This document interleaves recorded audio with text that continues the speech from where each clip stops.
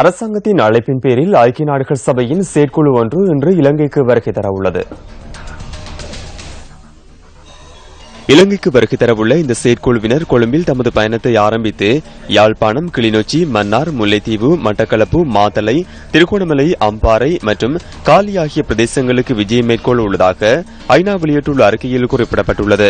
காணாமற் போனோர் தொடர்பில் அரசாங்கம் எடுத்துள்ள நடவடிக்கைகள், இந்த விடயம் சார்ந்த செயற்பாடுகளில் அரசாங்கத்தின் உண்மைத்தன்மை மற்றும் காணாமற் போனோர் தொடர்பாக வழங்கப்படக்கூடிய தீர்வுகள் குறித்தும் ஐநா செயற்குழுவினர் ஆராய உள்ளனர்.